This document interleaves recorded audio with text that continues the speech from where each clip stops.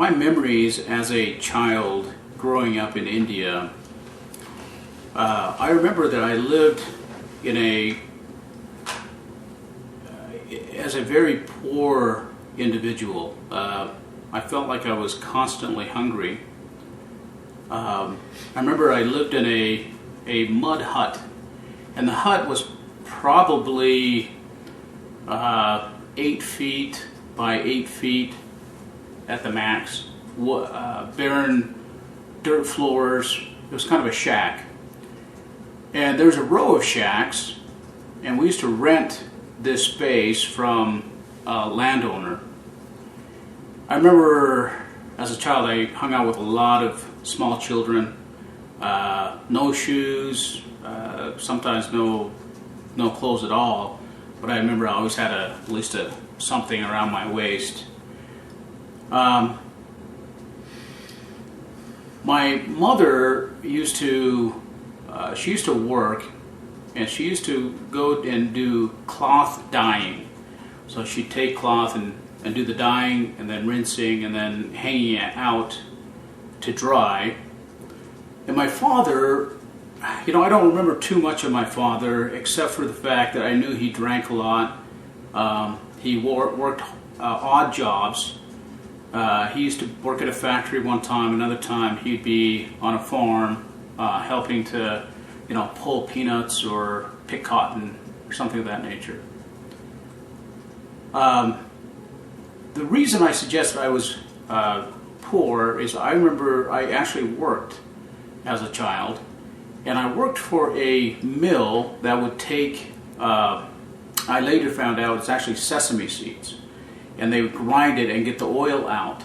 And my job was to remove and collect the sesame, the remaining portion, and stuff it into a sack. And I remember being hungry, and I used to actually eat the remains of that. And I've also come to find out that you can do that, and it's actually created into a piece of candy in a later stage.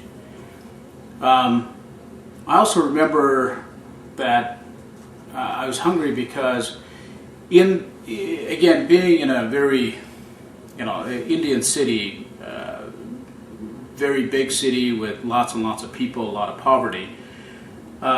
In the bus stations, there used to be keepers of fruit keepers, and they used to keep in a wooden box. And then when it was open for business, they'd bring the front of the wooden box down and then display their fruit. And I recall that as a child, I used to steal the fruit because I used to my hands were small enough that I was able to stick my hand through the slats, and then I could crush the fruit and then pull my hand out. And so those are visual memories. I also remember being poor, where in the restaurants they would serve what's called idli and dosa. The idlis are little round, kind of like rice cakes, and you kind of dip it in sauces.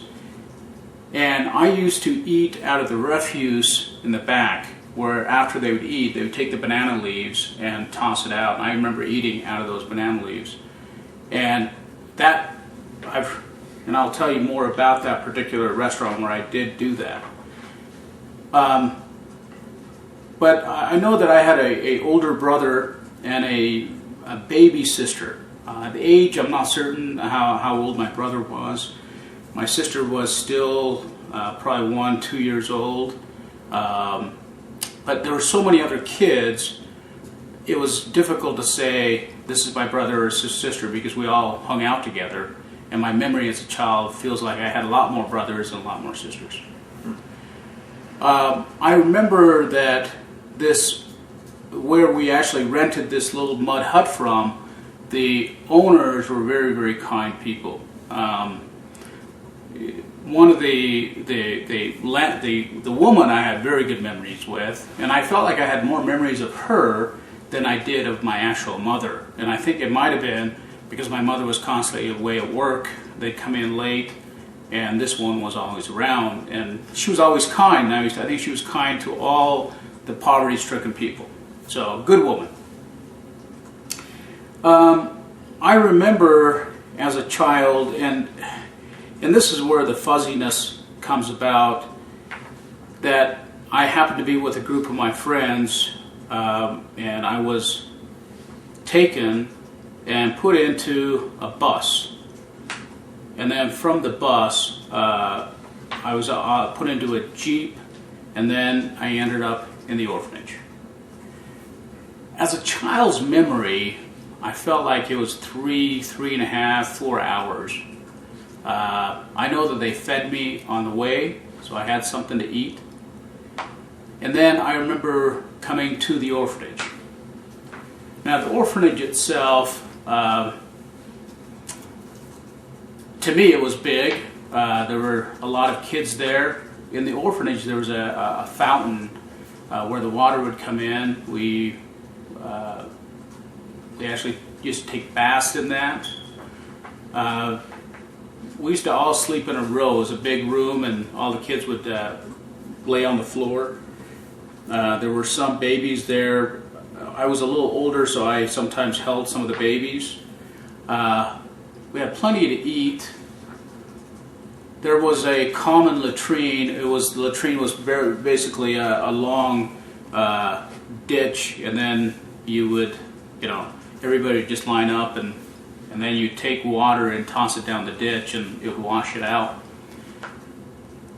I remember I actually ran away from that orphanage one time with a group, 1 or 2 individuals. Ended up getting caught and brought back. I don't know if it was caught or if I got scared or we just came back, but I knew that we came back. I remember one of my memories was we had a white man come to the orphanage, and he blew some balloons up, and we as kids just thought that was the greatest thing in the world. And we played with balloons and all that. The length of stay in the orphanage, I don't recall how long it was. It felt fairly long. I would say, but less than a year now, if I had to go back and think about it. But overall, as I look at my childhood in India, I wouldn't necessarily say it was unhappy.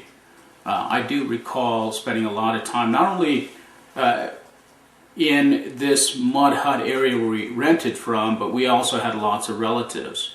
And I recall going to those villages. And I remember a lot of cousins. Matter of fact, some of the memories I have associate with my body parts, ironically. If you look at my hand, I have 2 fingers that are a little deformed. And I recall this vividly. And what happens in India, the rice and the grains, the way they grind it is they have a big rock, and then they hollow the rock out in the middle. And then they would attach another rock that's rounded, probably made out of granite or marble, and they would attach another piece of pole onto it.